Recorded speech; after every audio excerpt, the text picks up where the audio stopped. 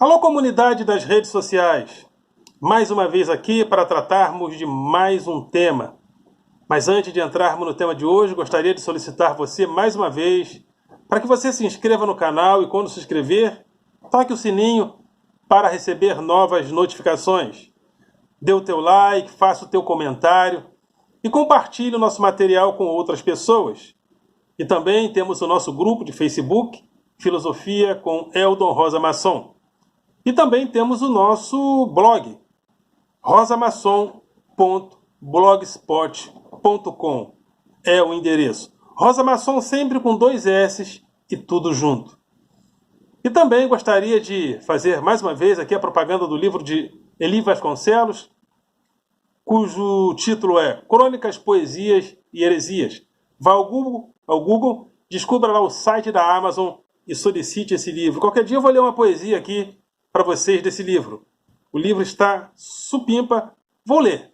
Vou pedir permissão ao autor e vou ler uma poesia aqui para vocês, ok? Esse canal tem o objetivo de convidar a classe dos professores para que nós possamos participar do debate público. O professor precisa participar do debate público porque nós, professores, somos a voz. Nós fazemos a mediação cultural entre a cultura formal e essa grande multidão. E é importante que a cultura formal, ao ser passada por essa grande multidão, é importante que ela seja passada por uma linguagem de quem conhece a fala, né, dessa grande multidão. Então nós, professores, representamos essa gente toda. E também esse canal tem o objetivo de combater o pensamento binário nas redes sociais. Aquele pensamento binário que entende que tudo tem que ter 2 lados, mas 2 lados mórbidos, 2 lados inalteráveis. Aqui é A, aqui é Z. Então só tem A e Z, não tem mais nada no alfabeto. Então, esse canal tem esse objetivo também de combater o pensamento binário, onde ele acontece prioritariamente, que é nas redes sociais, onde parece que o sistema binário dessa tecnologia da comunicação parece que está nos tornando em pessoas binárias. Não, nós não somos uma máquina. Nós não somos uma máquina, nós não somos um computador, nós não somos um smartphone. Então, nada de pensamento binário. Vamos pensar. O que nós estamos fazendo na nossa vida? O que nós estamos fazendo?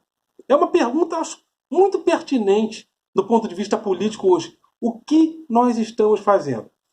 Temos o maior parceiro comercial do Brasil é a China, responsável pelo nosso maior superávit.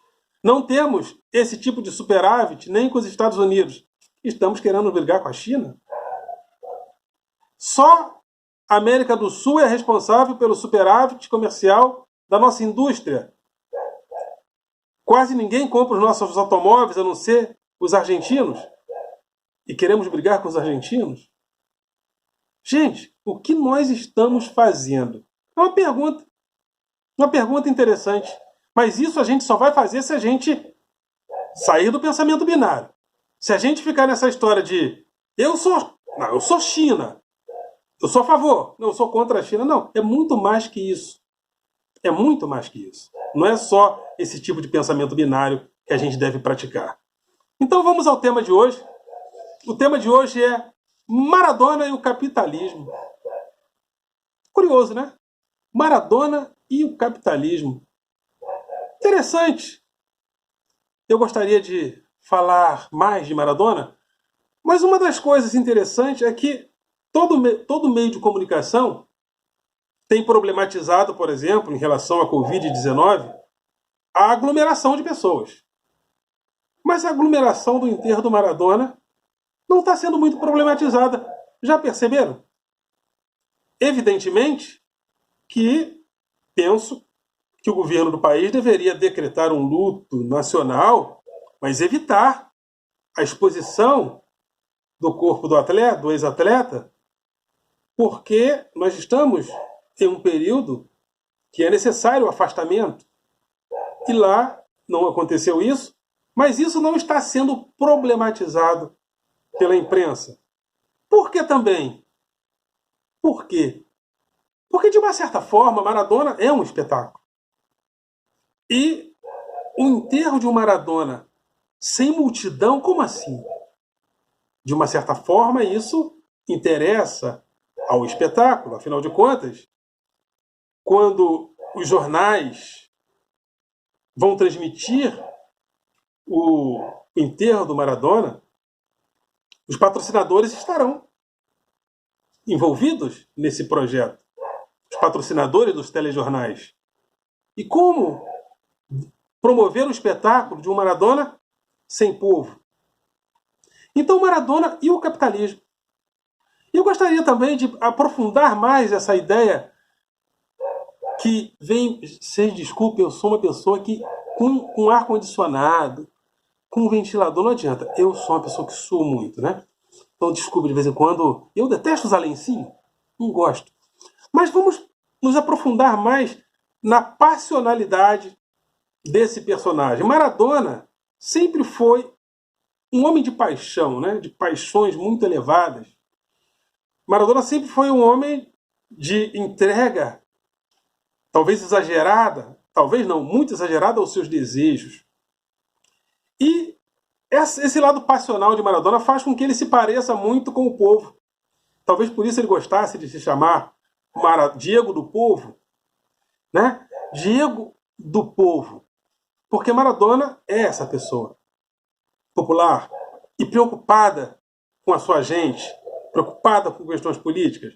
Como jogador, Pelé foi muito mais, mas politicamente sou muito mais Maradona. Mas ele se parece com o povo. E parece que há uma simbiose entre aquele espírito maradoniano, né? Tem até uma igreja maradoniana, e o espírito de alguns símbolos da Argentina, como o tango.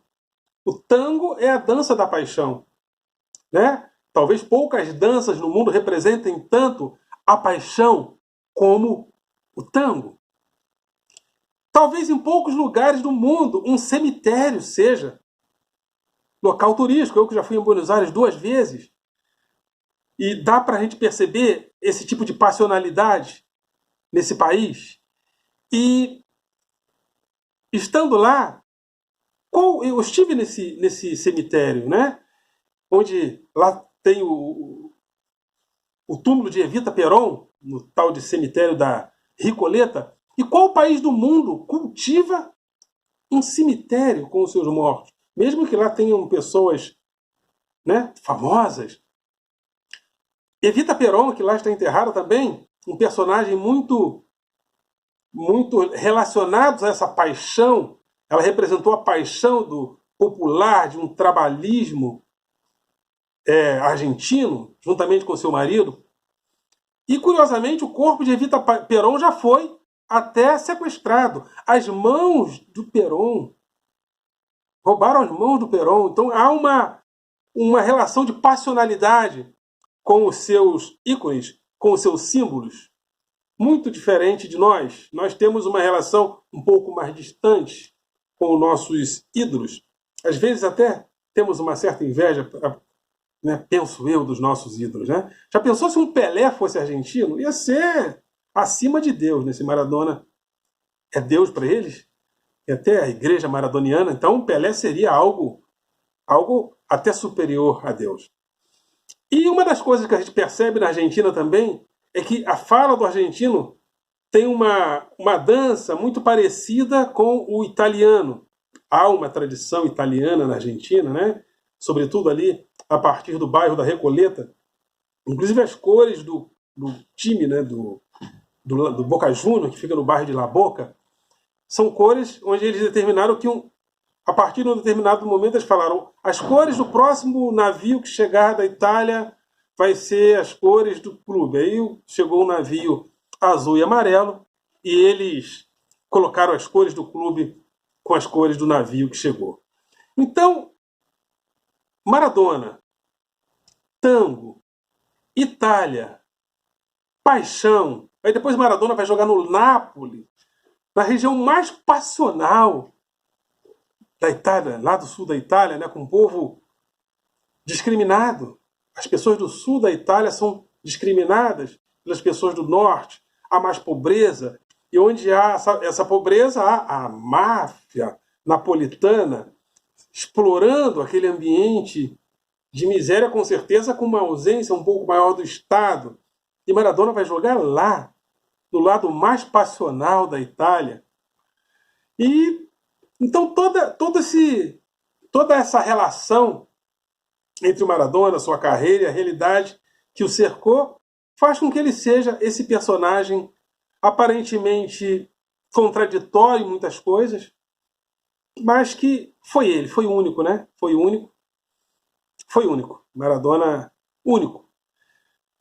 Porque eu tô falando de Maradona, paixão, desejo, né? Porque a paixão está muito ligada ao desejo.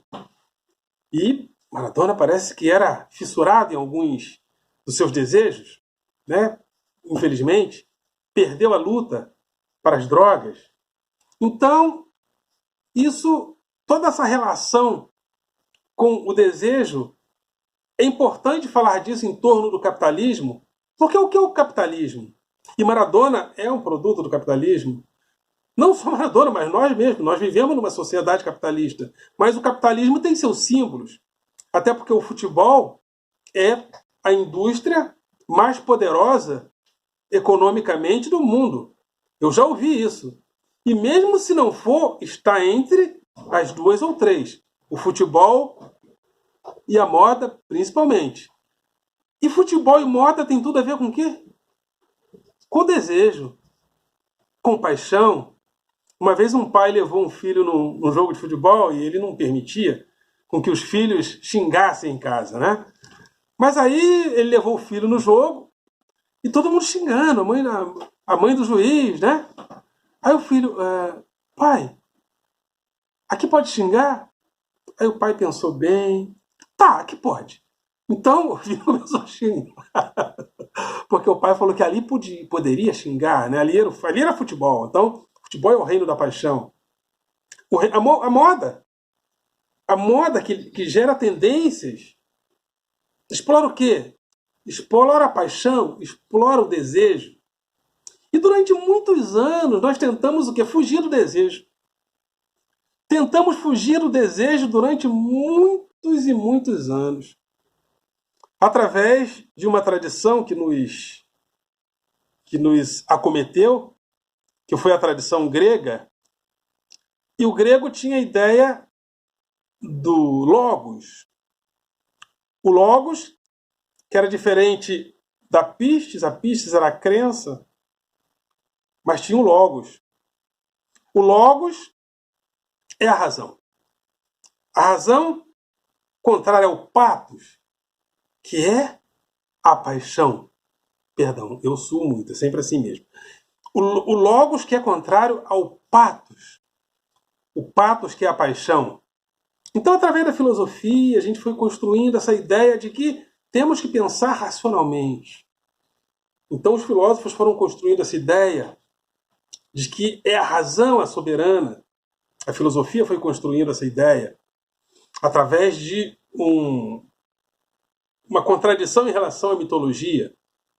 E tivemos grandes ícones, Sócrates, Platão e Aristóteles, por exemplo. Sócrates começa a compreender que ele diz, conhece a ti mesmo. E através dessa ideia, conhece-te a ti mesmo, Sócrates começou a entender que a verdade existe, está no homem. Aí Platão, discípulo de Sócrates, vai dizer que a verdade existe, está no homem, mas no mundo das ideias perfeitas que também está em nós. Mas o mundo das ideias perfeitas e racional deveria superar o corpo e a paixão que está nele. A paixão está no corpo. Então a paixão deveria, segundo Platão, a ser superada pelo mundo das ideias perfeitas, que é o mundo racional. Aí Aristóteles vai consagrar essa ideia principalmente através da fundamentação da lógica, a lógica aristotélica, que vai pensar em relação a como nós pensamos. Essa era a pergunta que Aristóteles queria responder. Como nós pensamos?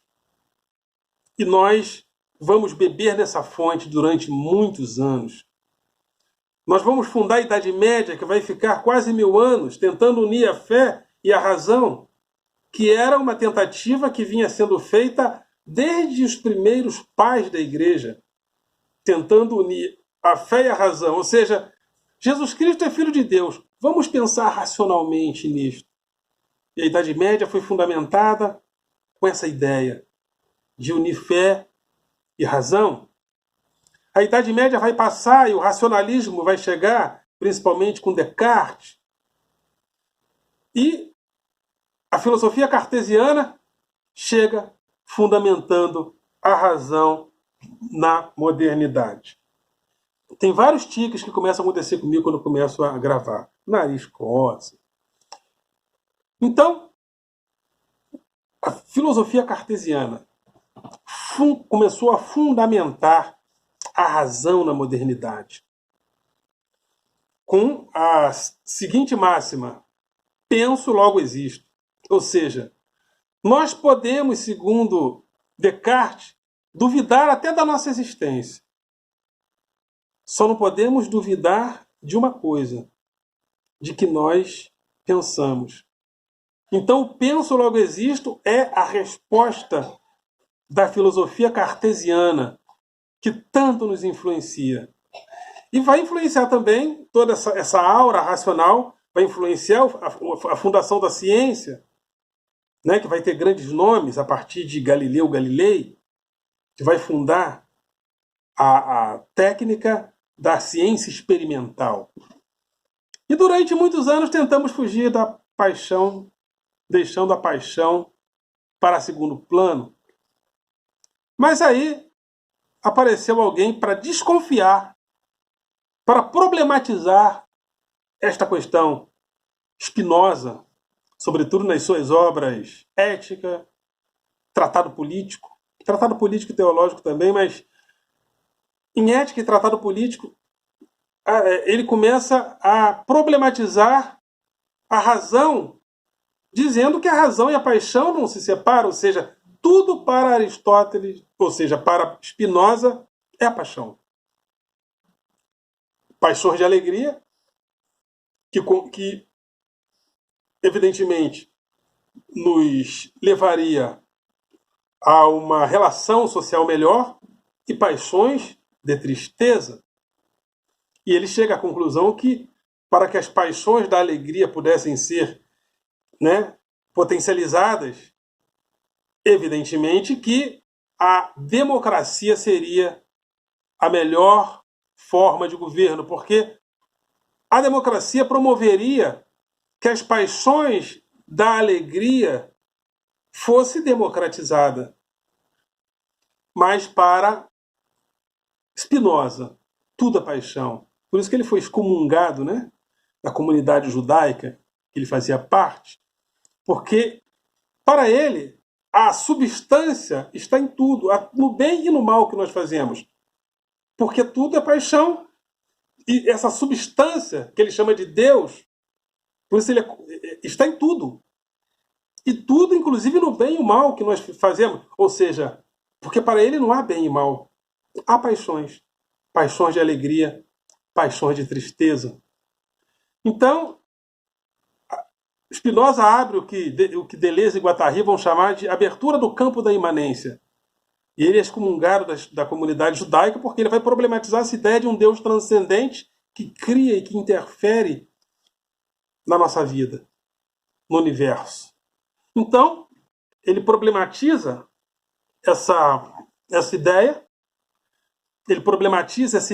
e vai abrir perspectivas para o campo da imanência.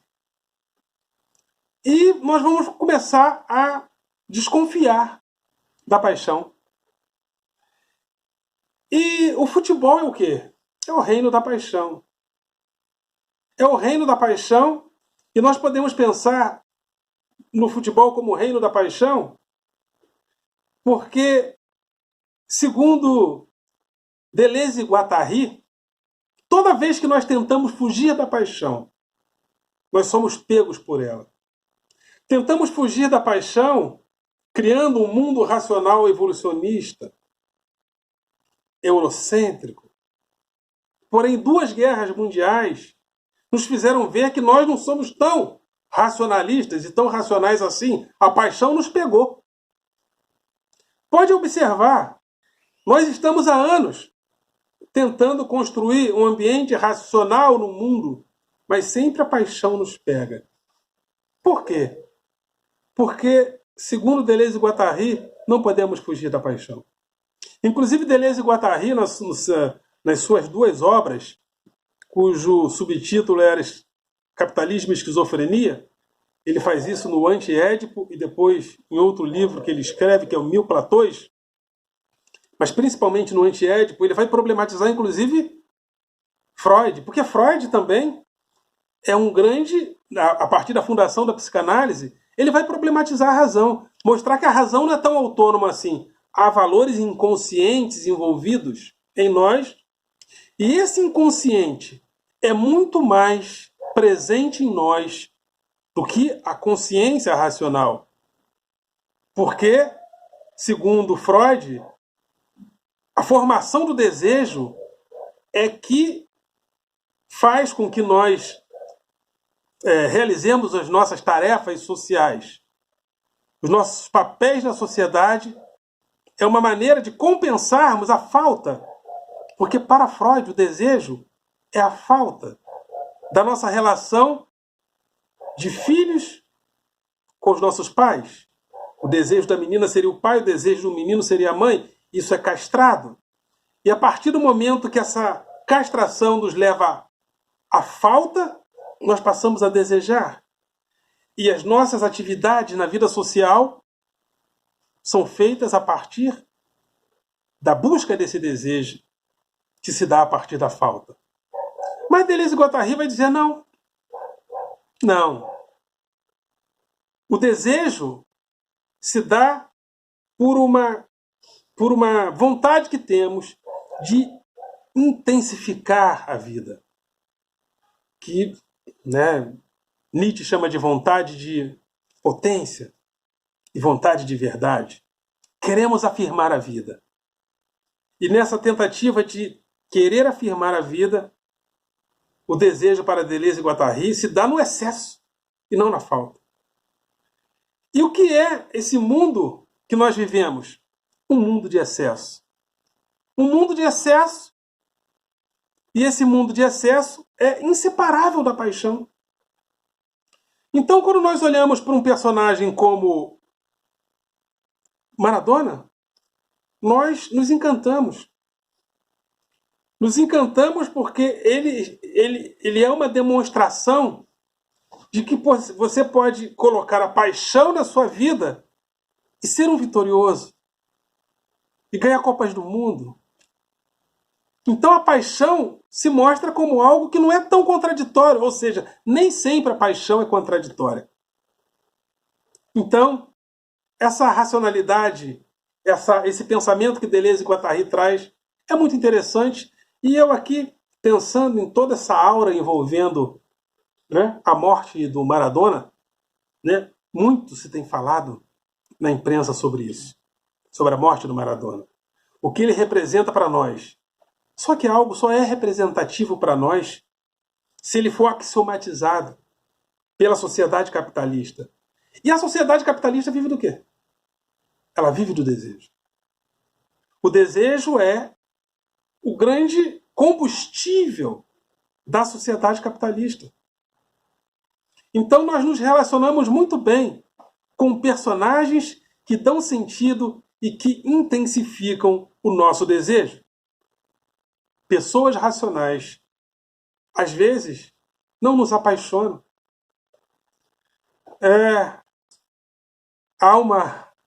Às vezes os meninos bonzinhos da escola não entendem.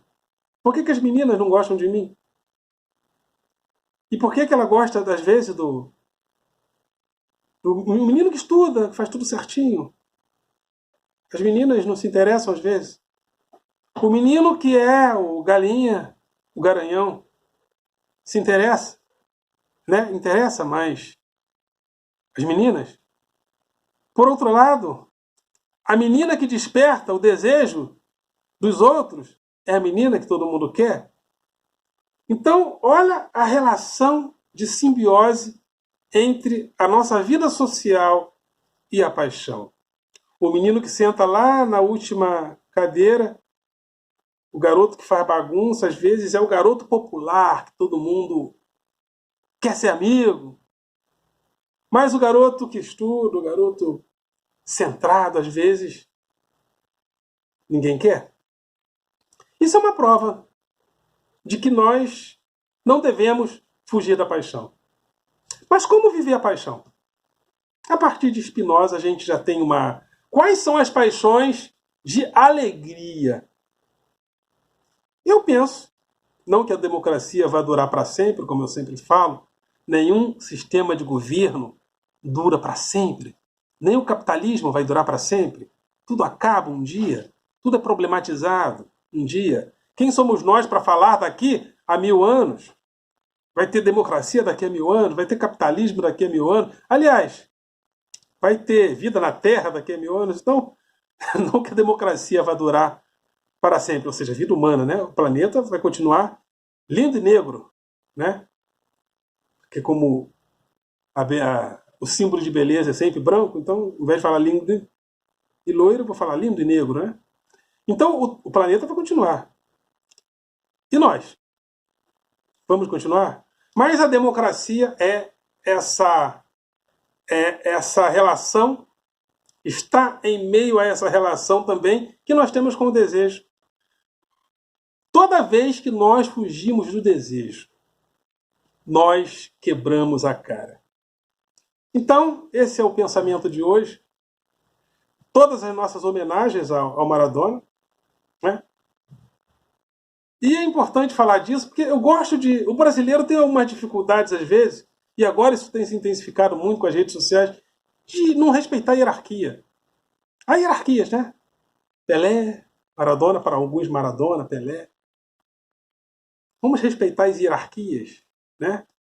O professor universitário, o professor da escola pública, que não é nem mais nem menos intelectual que o professor universitário, mas há uma hierarquia. É importante, né, na vida respeitarmos a hierarquia. Mas, para Deleuze e Guattari, tudo está relacionado ao desejo. E toda vez que tentamos fugir do desejo, podemos inclusive entrar nessas armadilhas fascistas que nós estamos vivendo, querendo colocar para fora um desejo, mas querendo aprisionar o desejo do outro. Eu sou de Jesus porque eu sou hétero. Quem é gay e tem esse tipo de desejo tem que ser, não pode ter direitos sociais, direitos políticos. Ou seja, o desejo que me convém deve ser praticado. O desejo que convém ao outro não deve ser praticado. E eu acho que esse é um grande papel da democracia. Potencializar a intensidade de vida para todos. Né? Porque se há muita desigualdade, essa intensidade de vida será incentivada em uns, mas não será incentivada em outros. Então, o desejo. Né? Só temos que ter cuidado com os excessos. Os excessos do desejo podem nos levar a um destino parecido com o de Maradona. Mas que a gente não fuja do desejo. Mas que o desejo e a sua potencialidade e a sua intensidade como qualidade de vida seja democratizado. Ok, galera? Vocês são do coração.